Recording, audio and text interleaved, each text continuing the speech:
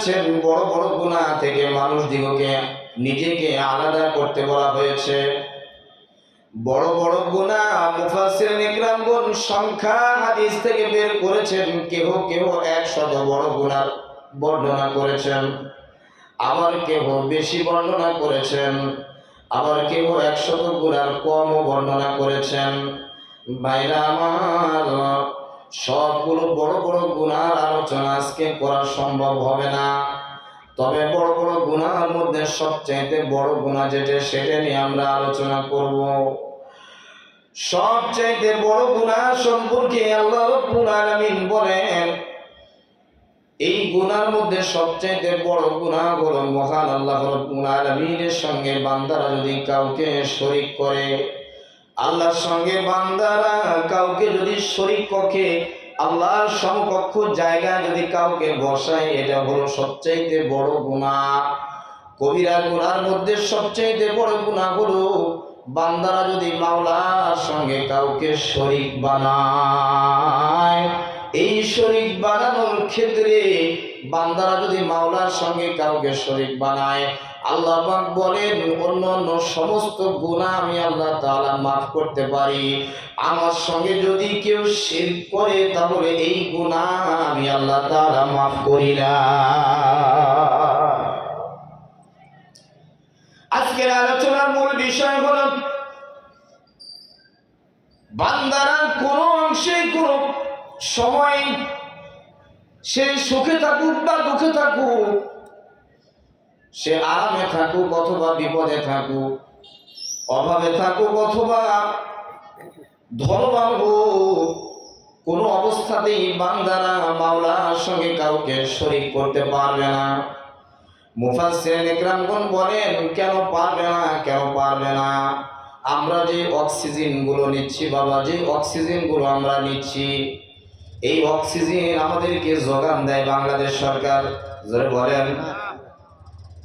ইন্ডিয়ার মোদি দাদা, আমেরিকার সরকার, পৃথিবীর সমস্ত সরকার মিলেও যদি চেষ্টা করে একজন মানুষকে আমরা শুধুমাত্র কেবলমাত্র একমাত্র 1 লিটার অক্সিজেন দেব, আল্লাহ তাআলা যদি বলেন গোলাম তার জন্য আমি অক্সিজেন বন্ধ করে দিলাম, বলেন তো পুরা পৃথিবীর মানুষ একদিকে, আল্লাহ তাআলা অপর দিকে, জয়ী হবে কার? জোরে বলতে হবে কার? অক্সিজেন দেওয়ার ক্ষেত্রে কেউ শরীক আছে? জোরে বলেন।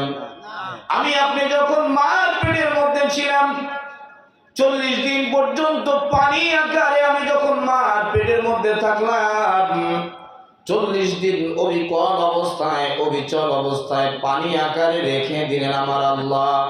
এখানে দুনিয়ার কোনো ডাক্তারের ক্ষমতা নাই, কোনো ইঞ্জিনিয়ারের ক্ষমতা নাই, কোনো লেকচারারের ক্ষমতা নাই, কোনো বিজ্ঞানীর ক্ষমতা নাই। জোরে বলেন আছে? তাহলে আমাকে মার পেটের মধ্যে সর্বপ্রথমে পানি অবস্থায় 40 দিন রাখা হয়েছে, এর মধ্যে কি কেউ কোনো শরীক আছে?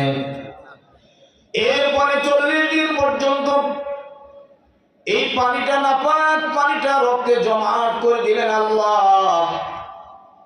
এই জমাট করার মধ্যে কোনো মানুষের হাত আছে? নাই।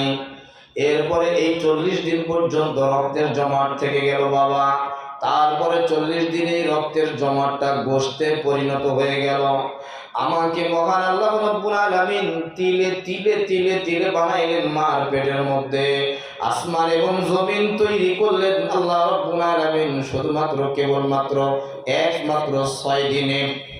আমাকে আপনাকে মহব্বত করে করে মার পেটের মধ্যে 1 দিন 2 দিন 3 দিন নয়, 6 দিন নয়, 1 মাস 2 মাস 3 মাস নয়, বরং মহব্বত করে করে প্রায় 9 মাসেরও অধিক মার পেটের মধ্যে আমাকে আপনাকে পূর্ণাঙ্গ একজন মানুষের রূপ দান করলেন আমার আল্লাহ। এর মধ্যে পৃথিবীর কোনো মানুষ কি শরীক ছিল? জোরে বলেন। আমার হাতের মধ্যে যে শক্তি, আমার বাহুবলের মধ্যে যে শক্তি, এই শক্তি দেওয়ার ক্ষেত্রে আমার বাবা আমাকে শক্তি দিয়েছে। জোরে বলেন।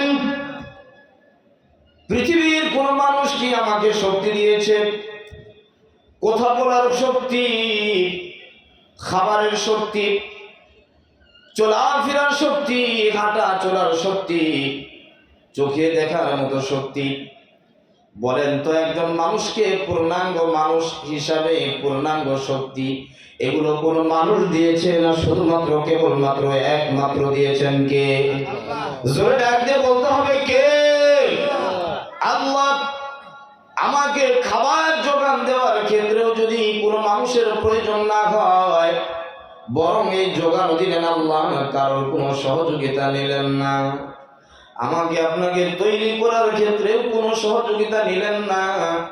অথচ সেই রবকে আমি যদি এখন দুনিয়াতে এসে বলি আমার রব আমাকে তৈরি করেছে, আমার রব আমাকে পুরাপুরি খাবার দেওয়ার মতো সামর্থ্য রাখে না, এমন কথা যদি আমি আপনি বলি, বাবা এই পৃথিবীতে সবচাইতে বড় নিমুখ হারাম আমার চাইতে আর কেউ হবে? জোরে বলেন, আরো জোরে বলেন, হবে?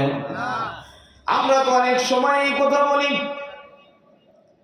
আমার যদি কলেজের চাকরিটা না থাকতো তাহলে মনে হয় আমার সদস্য নিয়ে আমি না খেয়ে মারাই যাইতাম। এমন কথা বলি কি বলি না? জোরে বলেন। এটা পুরা শির, পুরা শির। কারণ যার কলেজের চাকরি নাই বাবারা, সে কি না খেয়ে আছে পৃথিবীতে? আবার অনেক সময় আমরা বলি এবার যদি আমার ধান ভালো না হতো তাহলে মনে হয় আমার না খেয়ে মারা যাওয়া লাগতো। এগুলো কথা শিরকি কথা বাবা। আবার অনেকে বলি পানের পর যদি এবার ভালো না হতো তাহলে আমার এবার না খেয়ে থাকা লাগতো, মরণ ছাড়া কোনো গতি ছিল না। আল্লাহ পাক বলেন, গোলাম মার পেটের মধ্যে খাবার দিলাম, কলেজের চাকরি লাগলো না, পুকুরের ব্যবসা করা লাগলো না, পান বরজের ব্যবসা করা লাগলো না, দুনিয়ায় ধান ক্ষেতের ব্যবসা করা লাগলো না, কিছুই করা লাগলো না। সেখানে খাবার যোগান দিলাম আমি। আটলান্টিক মহাসাগরে এমন এমন মাখলুক আমি আল্লাহ তৈরি করে রেখেছি যার প্রতিদিনের 3 লোকমা খাবার লাগে প্রায় 27 থেকে 30 টন। এতগুলো খাবার যোগান দেই, এত বড় মাছ। আপনারা বুঝে থাকলে বলুন, এই মাছ মনে হয় পৃথিবীর মধ্যে সবচেয়ে বড় ইউনিভার্সিটি যেটা সেটাতে চাকরি করে? জোরে বলেন, চাকরি করে না। চি মুরগ বলে কিছু কিছু মুরগ আছে আল্লাহ তাআলার মাখলুক, যার প্রতিদিনের একটা মুরগের খাবার লাগে প্রায় 8 থেকে 10টা হাতি। সুবহানাল্লাহ বলবেন না? এই মুরগ মনে হয় চাকরি করে অথবা পান বরজের ক্ষেত করে। জোরে বলেন, পান বরজের ক্ষেত করে না বাবা, এই মাছ চাকরি করে না, পুকুরের ব্যবসা করে না, কিছুই করে না। এত খাবার এত রিজিক যদি আমার আল্লাহ তার কাছে পৌঁছাইয়া দেন, আমি আপনি সারাদিন তো 1/2 কেজি চাউলের ভাতও খেতে পারি না। আমি আমার এই এতটুকু খাবারের মধ্যে যদি বান্দাকে শরীক করি, বান্দাকে যদি শরীক করি, আমার অমুক জায়গা যদি না থাকতো, অমুক ভাই যদি না থাকতো, তাহলে আমি না খেয়ে মারা যেতাম। আমি আমার কোনো চিজ যদি আমি মাখলুককে যদি আমার খালেকের সমকক্ষ জায়গায় বসাই, আল্লাহ পাক বলেন, গোলাম বড় বড় যতগুলো গুনাহ আছে সবচেয়ে বড় গুনাহ হলো আমার সমকক্ষ জায়গায় কাউকে বসাইয়া দেওয়া। একটু জিকির করেন, লা ইলাহা ইল্লাল্লাহ, জোরে লা ইলাহা, লা ইলাহা, লা ইলাহা ইল্লাল্লাহ মুহাম্মাদুর রাসূলুল্লাহ। আল্লাহ পাক ডাক দিয়ে বলেন, ওয়াবুদুল্লাহ, ও গোলামরা আমি আল্লাহ রাব্বুল আলামিনের ইবাদত করো, দাসত্ব করো। আমি যেইভাবে বলছি সেইভাবে তোমরা তোমাদের জীবনকে পরিচালনা করো। নামাজের হুকুম দিলাম তোমরা নামাজ আদায় করো, যাকাতের হুকুম দিলাম তোমরা যাকাত আদায় করো, রোজার হুকুম দিলাম তোমরা রোজা করো। অন্য হুকুম আমি দিলাম, আপনি যদি এই সমস্ত ইবাদত না করেন তাহলে লস আমার আল্লাহর হবে না, বরং আমাদেরকে আপনাদেরকে যে হুকুমগুলো আল্লাহ পাক দিয়েছেন বাবা, এগুলো আমার শরীরের ভালোর জন্যই, আমার উপকারের জন্যই। আল্লাহ পাক বলেন গোলাম ওয়াবুদুল্লাহ, আমি আল্লাহ পাকের ইবাদত করো, দাসত্ব করো, ওয়ালা তুশরিকু বিহি শাইআ, কখনো কোনো অবস্থাতেই কোনো জিনিসকে আমার সমকক্ষ জায়গায় বসায়ও না। আমার সমকক্ষ জায়গায় যদি বসাও, আমার সমকক্ষ জায়গায় যদি বসাও, আমি আল্লাহ এটা সহ্য করতে পারি না, এটা মেনে নিতে পারি না। যেমনি ভাবে একটা উদাহরণ দিলে আপনারা বুঝবেন বাবা, আপনি বিবাহ করে একটা মেয়েকে বাড়িতে নিয়ে আসছেন, একটা মেয়েকে বাড়িতে নিয়ে এসে বাড়িতে রাখলেন, এই মেয়েকে আপনার এখন খাবার পরার দায়িত্ব এখন আপনার হাতে। এই মেয়েটা যদি রাত্রি 12টার সময় আপনার বাড়ি থেকে বের হয়ে আপনার চাচাতো ভাইয়ের সঙ্গে অথবা এলাকার কোনো মানুষের সঙ্গে যদি গোপনে আলাপ করে, তাহলে আপনি মেনে নিতে পারেন না, সহ্য করতে পারেন না। কেন পারেন না? আমি তোমাকে খাবার দেই, আমি তোমার দায়িত্ব নিয়ে নিয়েছি, অথচ রাত্রিবেলায় তুমি গোপনে কেন তার সঙ্গে দেখা করতে গেলা? এর দ্বারা আপনি মারপিট শুরু করে দেন, তাকে টর্চারিং শুরু করে দেন। দেন কি দেন না? জোরে কোন। কেন দেন? শুধুমাত্র দিনে অল্প কিছু খাবারের ব্যবস্থা আপনার মাধ্যমে আল্লাহ তাআলা করেছেন। এই জন্য যদি আপনি তাকে টর্চারিং করতে পারেন, টর্চারিং করতে হয়, এই জন্য যদি আপনার মনটা খারাপ হয়ে যায়, অথচ এই মেয়েকে আপনি তৈরিও করেন নাই, বানানো নাই, আপনার কষ্ট তেমন হয় নাই। আমার আল্লাহ পাক আমাকে আপনাকে তৈরি করলেন বাবা, পৃথিবীর কোনো মাখলুকের সহযোগিতা নিলেন না, অথচ সেই মাওলার সঙ্গে যদি আমরা কাউকে সমকক্ষ জায়গায় বসাই, আমার মাওলা বুঝি খুশি হয়ে যাবে? আরো জোরে বলেন, খুশি হবেন? খুশি হবে না বাবা, খুশি হবে না। হযরত লুকমান আলাইহিস সালাতু ওয়াস সালামের নাম আপনারা শুনেছেন। হযরত লুকমান দেখতে তেমন ভালো মানুষ ছিল না। হযরত লুকমান দেখতে মানুষ ছিল, কালো মানুষ ছিল বাবা, অত্যন্ত বেঠে মানুষ ছিল। আমরা গাঁটুকুটু মানুষ দেখলে অনেক সময় তুচ্ছ তাচ্ছিল্য করি, কালো মানুষ দেখলে অনেক সময় নাক ছিটকানি দেই। ধরো মানুষের দাম নাই, কালো মানুষের দাম নাই। মহান রব্বে কারীম কালামে পাকের মধ্যে সূরা হিজরের মধ্যে ডাক দিয়ে বলেন, শুউবান ওয়া ক্বাবাইলা লিতাআরাফু, শুউবান ওয়া ক্বাবাইলা লিতাআরাফু, ইন্না আকরামাকুম ইনদাল্লাহি আতকাকুম। ও মানব জগৎ, মানব জাতি, কে তোমরা কোন বংশের লোক, কে কালো কে ধলো, এগুলো আমি আল্লাহর কাছে পরিচয় নাই। আমি আল্লাহর কাছে পরিচয় হলো তোমাদের মধ্য থেকে যে বড় তাকওয়াবান, আমি আল্লাহর কাছে তার দাম অনেক গুণে বেশি। হযরত লুকমান আলাইহিস সালাতু ওয়াস সালাম নবী ছিলেন না বাবা, একজন ভালো আলেম ছিলেন, একজন ভালো মানুষ ছিলেন। আলেমও তেমন ছিলেন না, কিন্তু তিনি একজন আবেদ ছিলেন। আল্লাহর গোলামি করতেন, আল্লাহর গোলামি করতেন। এই গোলামিটা আল্লাহর কাছে এত দামি হয়েছে, যার কারণে হযরতে লুকমানের নামে আল্লাহ পাক কালামে পাকের মধ্যে একটা সূরা নাযিল করে দিয়েছেন। জোরে বলেন না সুবহানাল্লাহ। একটা সূরা হযরতে লুকমানের নামে সূরা। হযরতে লুকমান নিজের সন্তানদেরকে নসিহত করেছেন। কি নসিহত করেছেন, কি কি নসিহত করেছেন, কি কি উপদেশ দিয়েছেন, এটা আল্লাহর কাছে ভালো লেগে গিয়েছে, যার কারণে নসিহত গুলো কুরআনুল কারীমের মধ্যে আল্লাহ তাআলা কালামে পাকের মধ্যে আয়াত হিসাবে সেট করে দিয়েছেন। জোরে বলেন না সুবহানাল্লাহ। মানে আপনাদের সুবহানাল্লাহ বলার মন চায় না, তাই না? আপনারা চিন্তা করছেন এটা একটা বিষয় হলো, আমরাও নাম লেখাইতে পারি, সম্ভব? জোরে বলেন সম্ভব? কি বয়ান করবো, আপনারা তো লোক অনেক বেশি, আমার জুমার মসজিদে তো প্রায় 1200-1400 মানুষ। ভাইরা আমার, হযরত লুকমান আলাইহিস সালাতু ওয়াস সালাম সন্তান দিগকে সর্বপ্রথমে যেই নসিহত করলেন, আল্লাহ পাক এই নসিহতটা কোরআনুল কারীমের মধ্যে তুলে ধরলেন। আল্লাহ পাক বলেন, নবী আমার, ওয়াইয ক্বালা লুকমানু লিবনিহি ওয়া হুয়া ইয়াইযুহু ইয়া বুনাইয়া লা তুশরিক বিল্লাহ।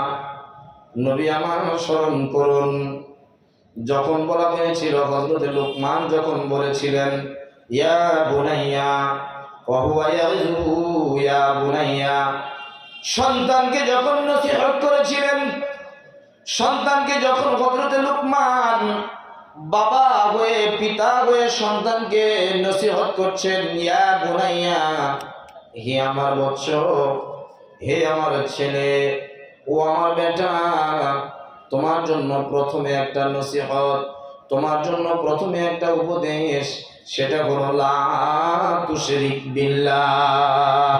তোমাকে কেউ যদি কেটে টুকরো টুকরো করে ফেলায়, এরপরেও তুমি মাওলার সঙ্গে কাউকে শরীক করবা না। ইন্নাশ শিরকা লাযুলমুন আযীম, ইন্নাশ শিরকা লাযুলমুন আযীম। কেননা শিরিক হলো এটা সবচেয়ে বড় জুলুম করা। বান্দারা যদি শিরিক করে, এটা আল্লাহর প্রতি জুলুম করা হয়। আল্লাহ পাক রাগান্বিত হয়ে বলেন, ইন্নাল্লাহা লা ইয়াগফিরু আন ইউশরাকা বিহি ওয়া ইয়াগফিরু মা দুনা যালিকা লিমান ইয়াশা ওয়া মান ইউশরিক বিল্লাহি ফাকাদ ইফতারা ইসমান আযীমা। সূরা নিসার 48 নং আয়াতের মধ্যে রব্বে কারীম ডাক দিয়ে বলেন, ইন্নাল্লাহ, নিশ্চয় যারা লা ইয়াগফিরু আন ইউশরাকা বিহি, যারা শিরিক করে আমি আল্লাহ রাব্বুল আলামিনের সঙ্গে কাউকে সমকক্ষ বসায়, এই সমস্ত বান্দাদেরকে আমি আল্লাহ লা ইয়াগফিরু কখনোই ক্ষমা করি না, কখনোই মাফ করি না। ওয়া ইয়াগফিরু মা দুনা যালিকা লিমান ইয়াশা, শিরকের গুনাহ বাদ দিয়ে অন্য যতগুলো গুনাহ আছে, একজন বান্দা নামাজ পড়ে নাই, আমি আল্লাহ ইচ্ছা করলে তাকে মাফ করে দিতে পারি।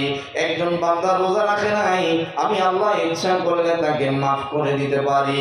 একজন বান্দা যাকাত দেয় নাই, আমি আল্লাহ তাআলা ইচ্ছা করলে তাকে মাফ করে দিতে পারি।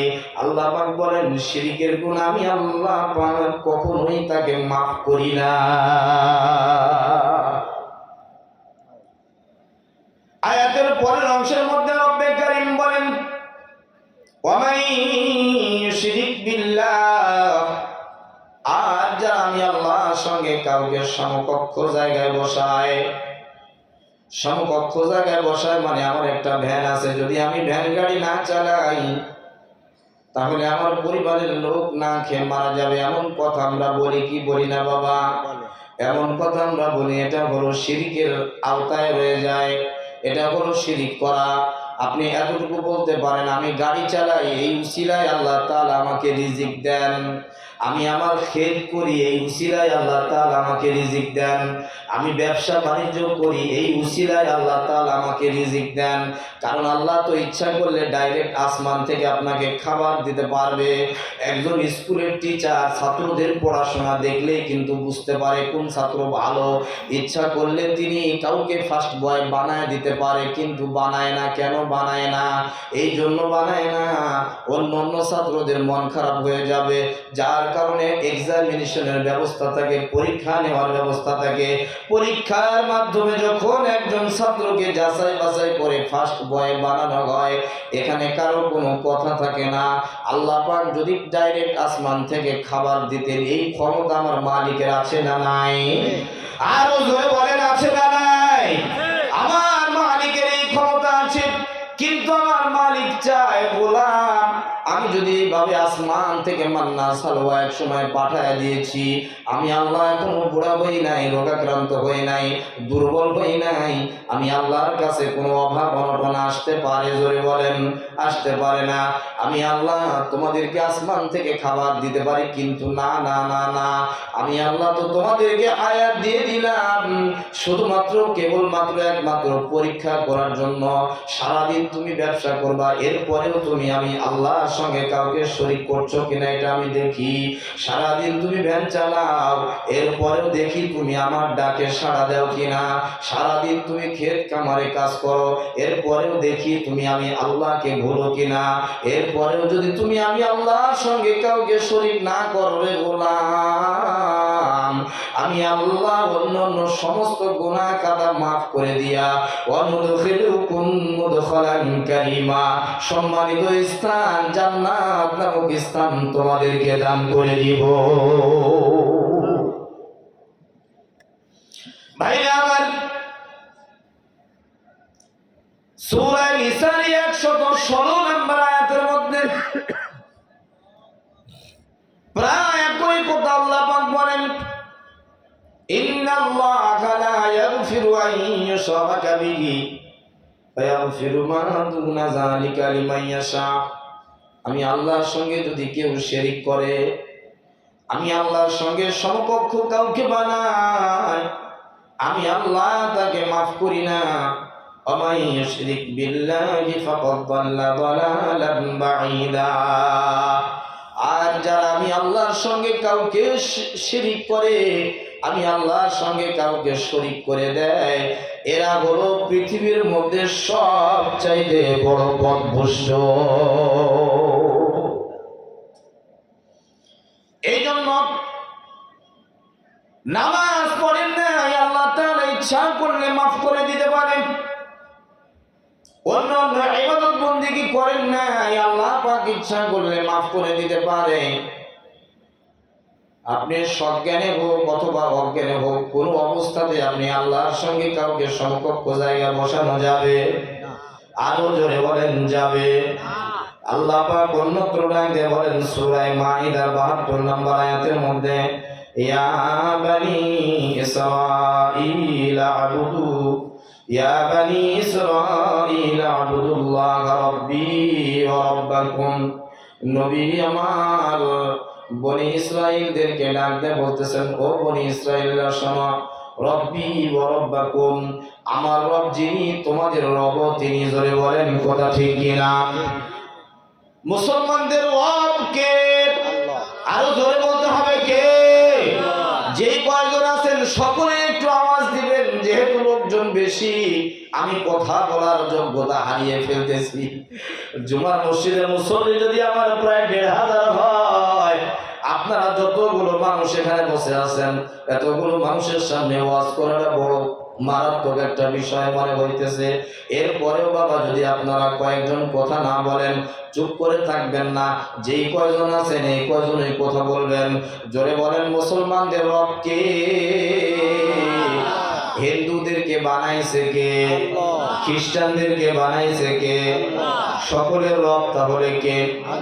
এই জন্য নবী ডাক দিয়ে বলেন, ইয়া বানি ইসরাঈল আবুদুল্লাহ, ও বনি ইসরাঈলরা শোনো, ওই রবের ইবাদত করো, রব্বি ওয়া রাব্বাকুম, যেই রব আমার রব, আমার রবই হলো তোমার রব। শুধু তোমার আমার রব নয়, সমস্ত মাখলুকাতের রব যিনি, এই রবের ইবাদত করো। ইন্নাহু মান ইউশরিক বিল্লাহ, এই রবের সঙ্গে যদি কাউকে শরীক করো, কাউকে সমকক্ষ জায়গায় বসাও, আল্লাহ পাক বলেন ফাকাদ হারামাল্লাহু আলাইহিল জান্নাহ। যদি কেহ কোন মাখলুক যদি আমার সমকক্ষ জায়গায় কাউকে বসায় দেয়, মানুষ যদি আমার সমকক্ষ জায়গায় কাউকে বসায় দেয়, ব্যবসা বাণিজ্য ইত্যাদি ইত্যাদি, চাকরি বাকরি সবকিছু বসায় দেয়, আল্লাহ পাক বলেন ওই গোলামের জন্য, ওই বান্দার জন্য আমি আমার জান্নাতকে হারাম করে দিলাম। ওয়ামাওয়াহুন নার, এবং তাকে আমি দুজকের আগুনে জ্বালাবো, জাহান্নামে নিক্ষেপ করব। ওয়ামা লিযালিমিনা মিন আনসার, এই জালিমকে সাহায্য করার মতো অন্য কোনো কেউ থাকবে না। আল্লাহ পাক অন্যত্র ডাক দিয়ে বলেন, অন্য জায়গায় রব্বি কারীম বলেন, ইন্নাল্লাযীনা কাফারু মিন আহলিল কিতাব নিশ্চয় যারা কাফের এবং আহলে কিতাব, আহলে কিতাব বলতে বোঝায়, একটু মনোনিবেশ যদি না করেন বাবা তাহলে আহলে কিতাব বুঝবেন না। পূর্বে কিতাব নাজিল করেছেন আমার আল্লাহ পাক, আসমানি কিতাব নাজিল করেছেন সুহফা কিতাব সহ, তাওরাত জবুর ইনজিল কুরআন সহ 104 খানা কিতাব নাজিল করেছেন আসমানি কিতাব। 104 খানা কিতাবের মধ্যে আমাদের কিতাবের নাম কি সকলে বলেন? আরো জোরে বলেন কি নাম? আপনারা কি জানেন না? জোরে বলেন নাম কি? আল কোরআনুল কারীম। কোরআনুল কারীম বাদ দিয়ে কিতাব হয় 103টা। আল কোরআনুল কারীম যখন থেকে নাজিল হয়েছে বাবা, পূর্বের যতগুলো কিতাব আল্লাহ পাক আসমান থেকে পাঠিয়েছিলেন, নাজিল করেছিলেন, সমস্ত কিতাবগুলো বাজেয়াপ্ত করা হয়েছে, রিজেক্ট করে দেওয়া হয়েছে। অর্থাৎ এই কিতাবগুলো আর সচল না, এই কিতাবগুলো এখন থেকে অচল ঘোষণা হয়ে গেল। অচল ঘোষণা করেছেন কে? জোরে ডাক দিয়ে বলেন আল্লাহ। এখন যদি আপনি মনে করেন ইহুদি নাসারা খ্রিস্টান যারা আছেন তারাও কিন্তু দাবি করে বাবা আহলে কিতাব আমরা, অর্থাৎ আল্লাহ পাক যে কিতাব নাজিল করেছেন সেই কিতাবের অনুসরণ আমরা করি, সুতরাং মুসলমান যদি জান্নাতে যায় আমরাও জান্নাতে যাব। আল্লাহ পাক বলেন না না না না না, এটা কখনোই হতে পারে না। সাধারণ একটা এক্সাম্পল দিলে আপনারা বুঝে আসবে বাবা। এই যে জ্বর আসলে মানুষ প্রাথমিক অবস্থায় যেই বড়িটা খায়, বড়িটার নাম কি? নাপা, প্যারাসিটামল। খান কি খান না আপনারা? কাদের ভাই কথা বলেন না কেন? ভাবি নিষেধ করেছে। নাপা খান। এই প্যারাসিটামল বা নাপা, নাপার একটা মেয়াদ থাকে বাবা, নির্দিষ্ট একটা সময় থাকে, নির্দিষ্ট একটা তারিখ থাকে। 2 বছর বা 3 বছর পর্যন্ত এর একটা মেয়াদ থাকে।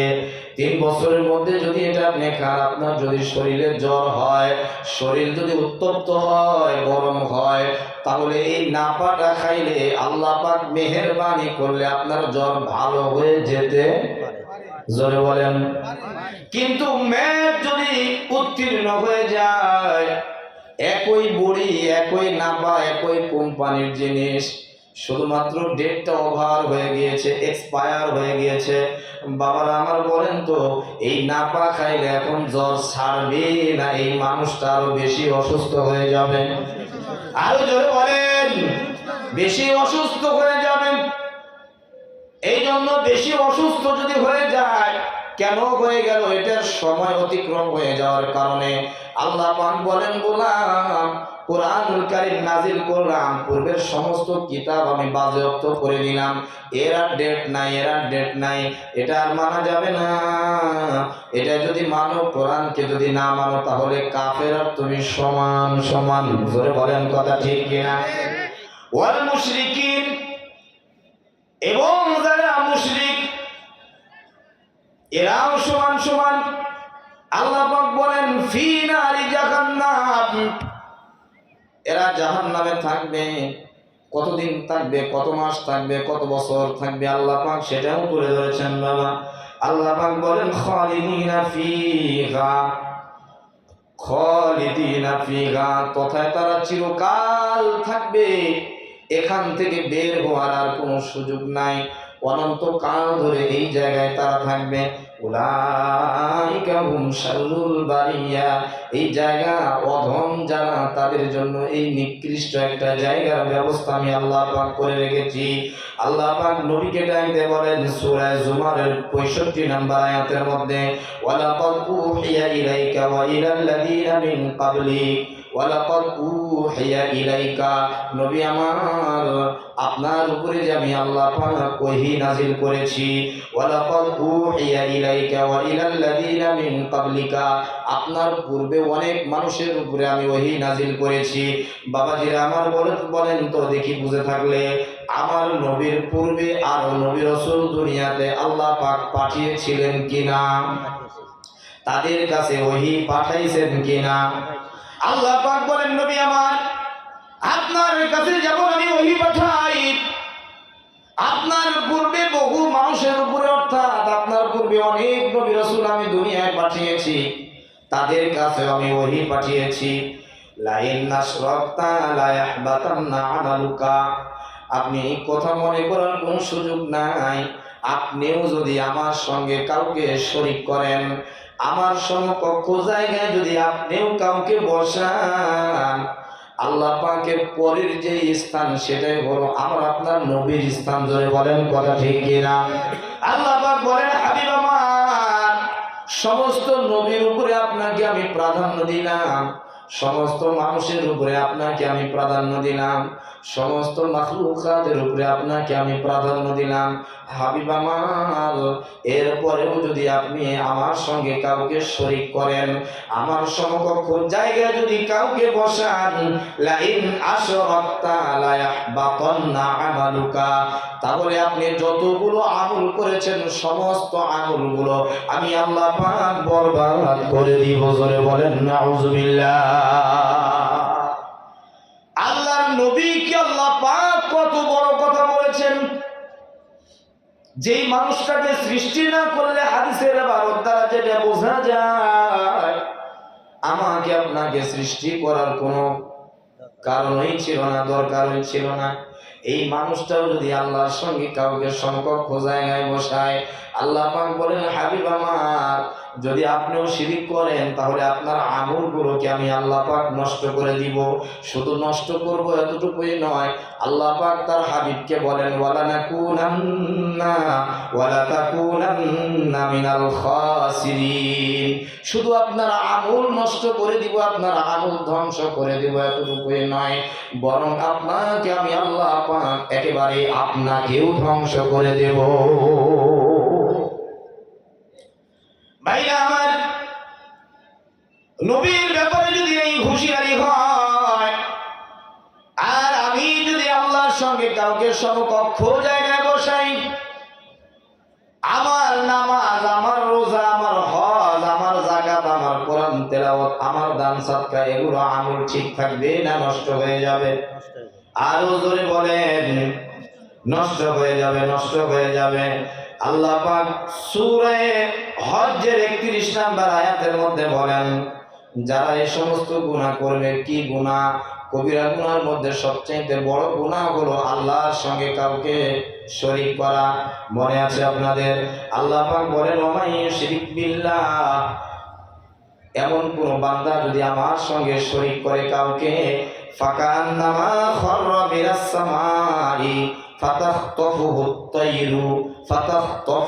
তাইরু, আমার সঙ্গে যদি কেউ শরীক করে তার 1 নম্বরের শাস্তি হবে মরে যাওয়ার সাথে সাথে আসমান থেকে নিয়ে একজন মানুষকে যদি ফালায় দেওয়া হয়, ওখান থেকে একজন মানুষ যদি জমিনে পড়ে, কেরা ভাই উত্তর দিবেন, জোরে সরে উত্তর দিবেন, এই মানুষটা আরামে থাকবে না একেবারে আলু ভর্তা হয়ে যাবে? জোরে বলেন। কেরা ভাই কিছুই বুঝে না, এ কি আলু ভর্তা হয়ে যাবে না? আল্লাহ পাক বলেন, ফাকান্নামা খাররা মিনাস সামা, আসমান থেকে তাকে এত জোরে নিক্ষেপ করা হবে, ফাতাখতাফুহুত তাইর, আসমান থেকে তাকে ফালায় দেওয়া হবে, জমিনের মধ্যে সে পড়বে। এত উপর থেকে যদি আল্লাহর কোন গোলামকে ফালায় দেওয়া হয়, এ শুধু মরবে তাই নয়, বরং তার হাড্ডি গুড্ডি সব ভেঙে কুত্তর একেবারে কুচি কুচি হয়ে যাবে। আল্লাহ পাক বলেন, দ্বিতীয় নাম্বার শাস্তি, আও তাহবি বিহির রিহু ফি মাকানিন সাহিক, দ্বিতীয় শাস্তি হলো এমন প্রবল বাতাস, এমন প্রবল হাওয়া তাকে এত জোরে এখান থেকে নিয়ে এত দূরে নিক্ষেপ করবে, ওই জায়গায় গিয়ে পড়েও তার সমস্ত হাড্ডি গুড্ডি চুরমার হয়ে যাবে।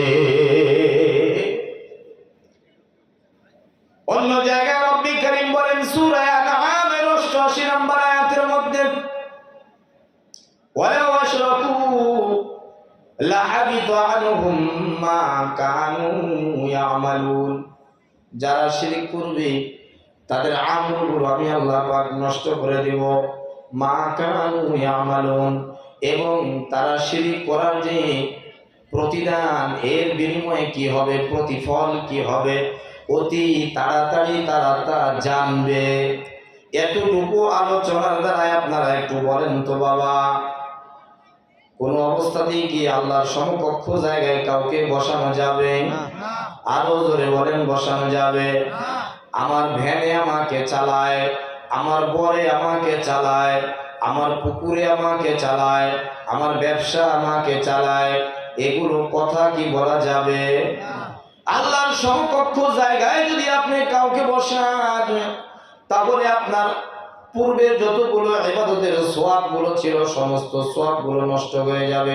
কার কথা এটা? কি কোনো মানুষের কথা? জোরে বলেন, জোরে বলেন, কার কথা? আজকের ওয়াজ আপনাদের ভালো লাগছে না? ঘটনা ধরলে ভালো লাগতো, তাই না? আমি তো কোরআন থেকে বলতেছি। আমার ভাই ভালো আছে? আলোচনা কি কোরআন থেকে হচ্ছে না বাইরে থেকে? আমি তো ডাইরেক্ট কোরআনের আয়াত বলতেছি আর শুধু তর্জমা করতেছি। আপনারা বুঝলে বুঝপাতা, না বুঝলে তেজপাতা।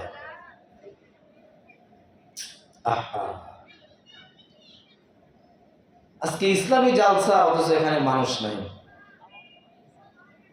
ইসলামী জালসা এত বড় একটা আয়োজন, 1 বছর পরে বেচারা